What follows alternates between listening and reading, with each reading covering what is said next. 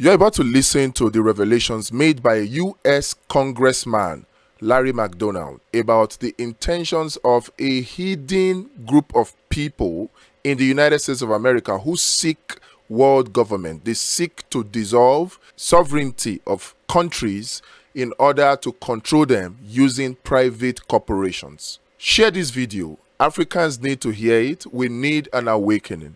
It is slavery 3.0 if we don't share it, if we don't awaken. Many believe that we're already in slavery 3.0, but no, it has not matured yet. We can still stop it. And all you need to do for now is just like this video and share it. Share it so that all Africans can see it. Here's Congressman Larry McDonald. The John Birch Society considers communism only one arm of a master conspiracy in which socialist American insiders are plotting to establish world government.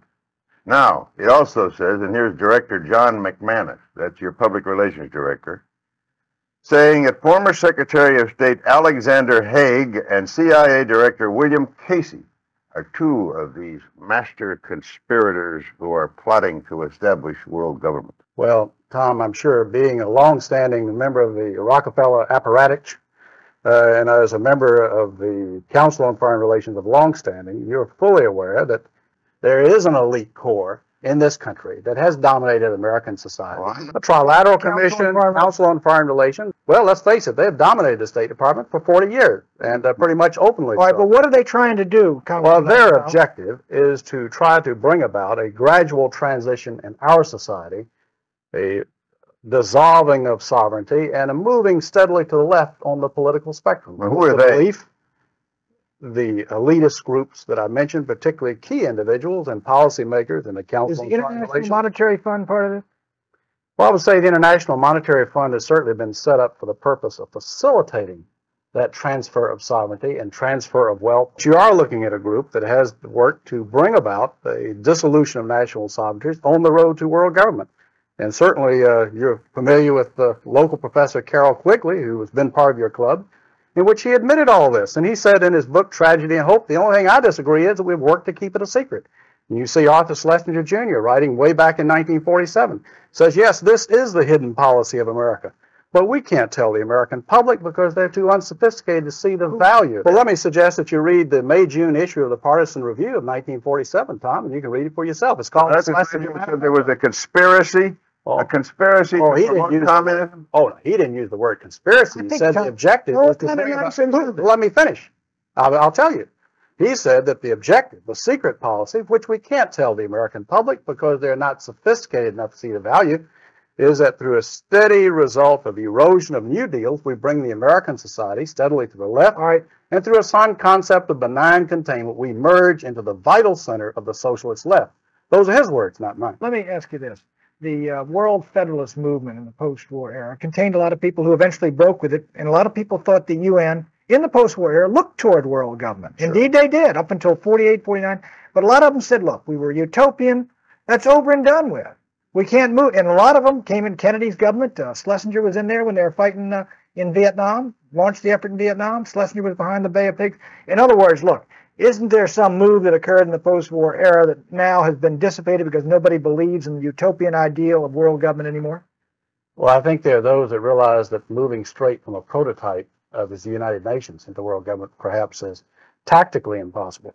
But phasing out increasingly national sovereignty into regional government and phasing out sovereignties into international treaties in multiple areas. The whole movement toward, quote, interdependence. Yeah.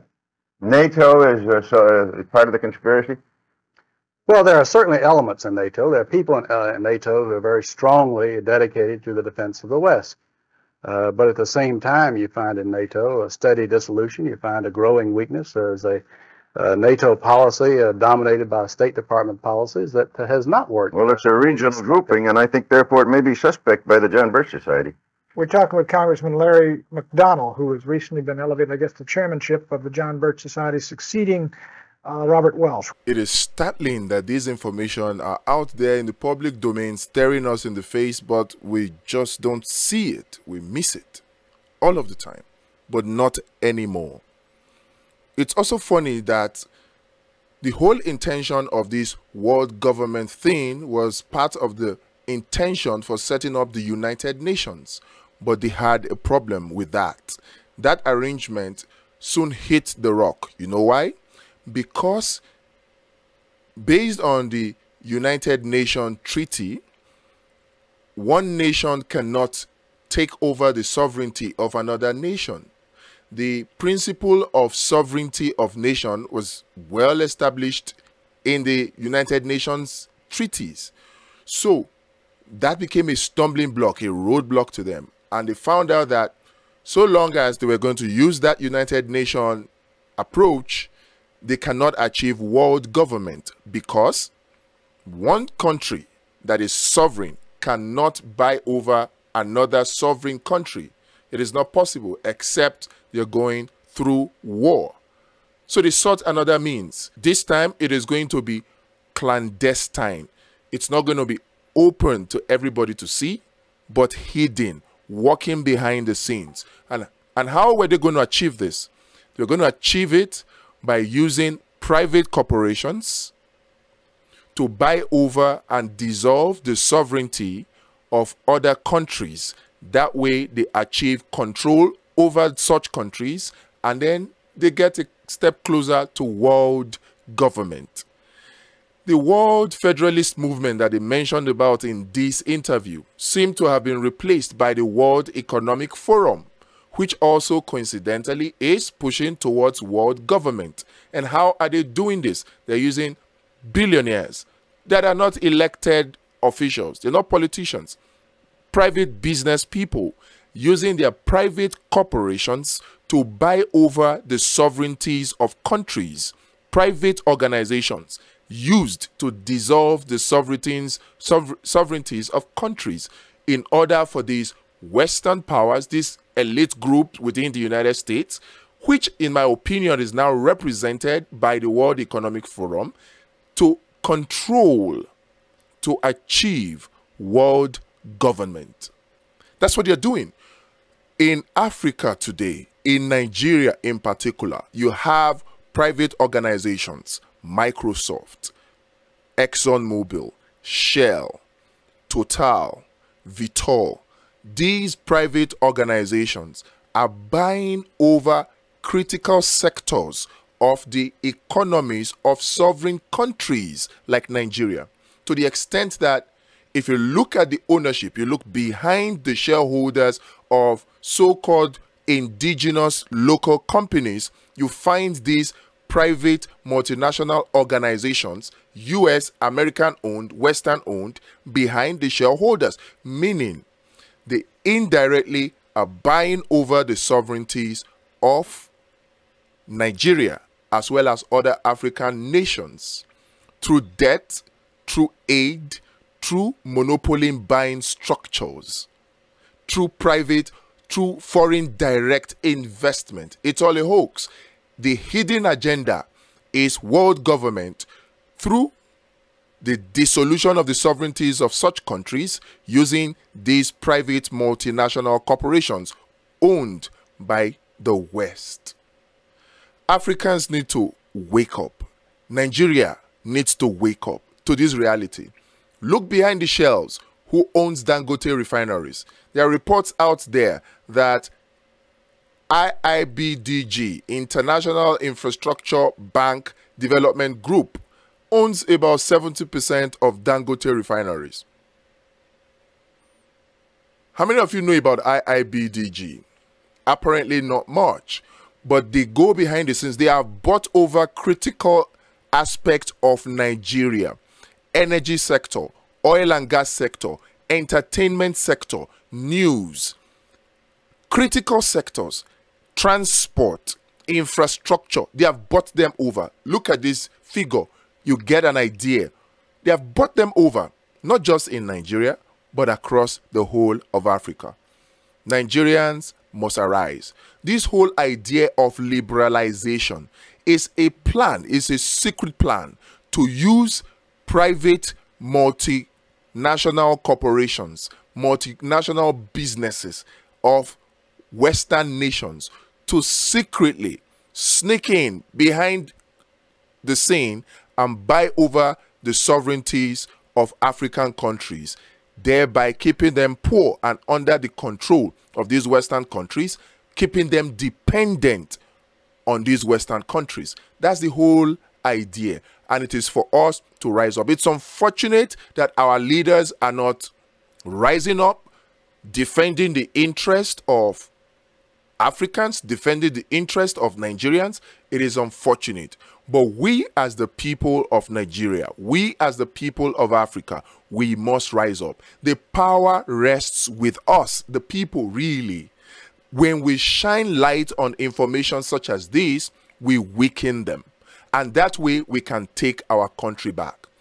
Don't be deceived with all this electricity bill that has been signed by Tinubu.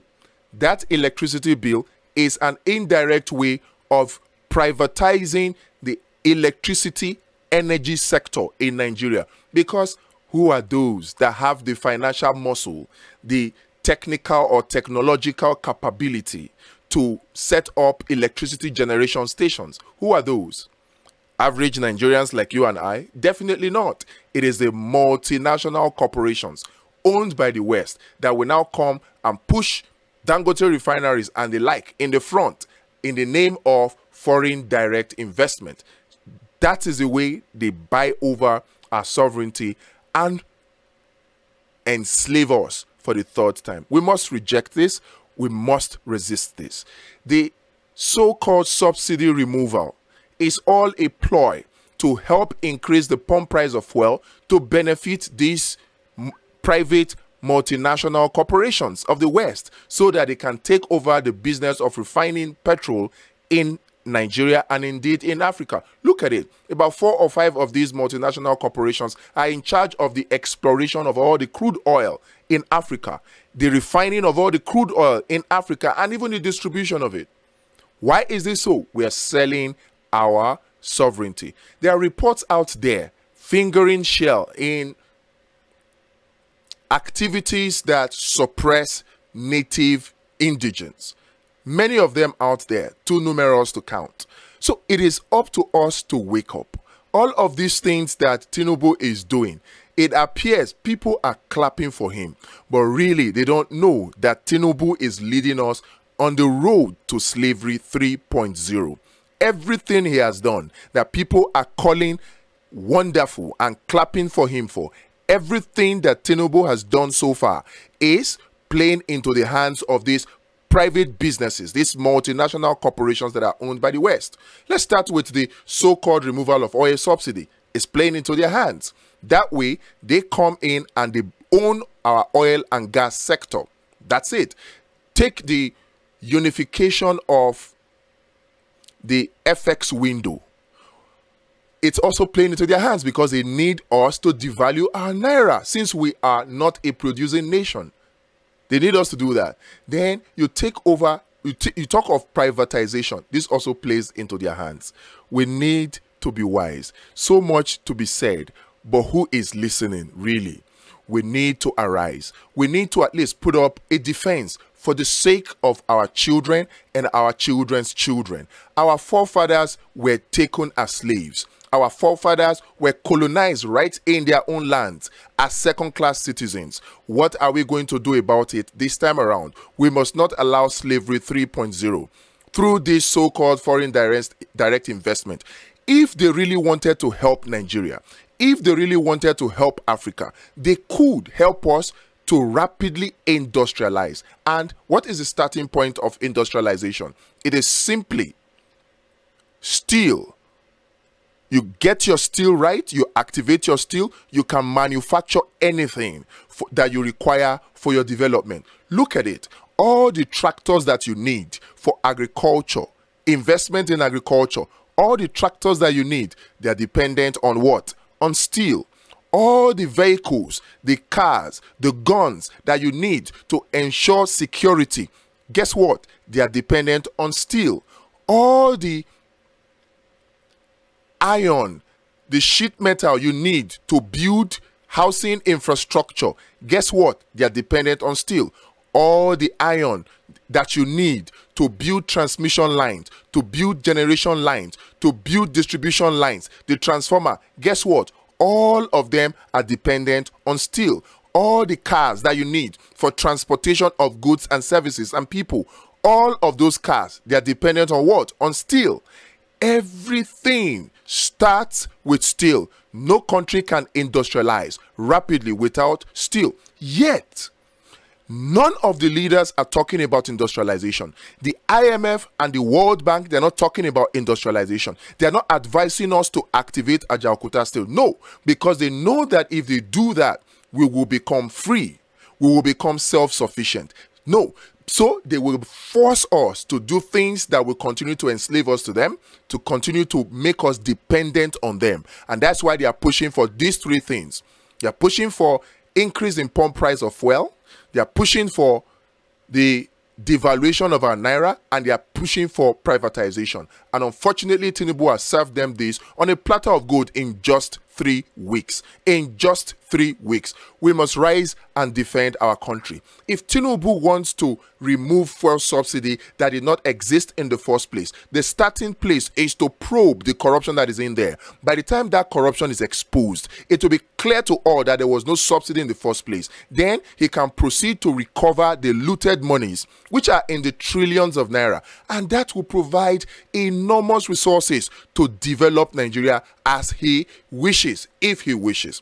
Then, if you are talking about unification of the FX window, since we are not a producing economy, once you have activated the steel sector, which will catalyze, rapidly industrialize Nigeria, that will create jobs, and then we'll begin to manufacture. That way, when we devalue, we begin to get value, like China is doing, devaluing their currency, like Japan is doing, devaluing their currency, and the Americans and the West, they're complaining about it. But they know that if we devalue, since we are just a consuming society, a consuming country that is dependent on them, then it will favor them and hurt us. That's why they are asking us to devalue. But let's not devalue. We can unify the FX window, take care of the round tripping in that sector, bring the FX to the lower limit, which would have been 400 naira to $1. We can leave it there, eradicate the black market that provides the arbitrage opportunity. We can eradicate that and then build our economy. Everything will go up. We can remove fuel subsidy without increasing the pump price of fuel. The purchasing power of people will then increase. Then that way we'll grow our GDP. We can't do all of these things without choking the people, without suffocating them. Tinubu, you said that we should let the poor breathe. We should not suffocate them. That is your responsibility. But that is exactly what you're doing, choking the poor. You are not allowing them breathe. Now you're planning to increase the electricity tariff, adding VAT on top of the already very expensive fuel. Let the poor breathe. Please take your own advice and look at these things that I'm saying and see that they are in the interest of Nigeria, and decide and choose to work to put Nigeria first, not these foreign multinationals. Consider the sufferings that Nigerians are going through. Many people are clapping for you that you have done well in 3 weeks, but all you have done in these past 3 weeks is make Nigerians suffer, because the primary responsibility of government is security and welfare of the people. Where is the welfare in the hardship that they are facing right now because of your devaluation of the naira, because of your increase in pump price in the name of removal of fuel subsidy that does not exist, without going after the people that stole those trillions of fuel subsidy to recover them, and then privatizing critical infrastructure in the name of the electricity bill. So many things that you have done that is leading Nigeria in the path of slavery. We can still make a U-turn. We can still make a U-turn. Please do it for the interest of Nigeria and Africans.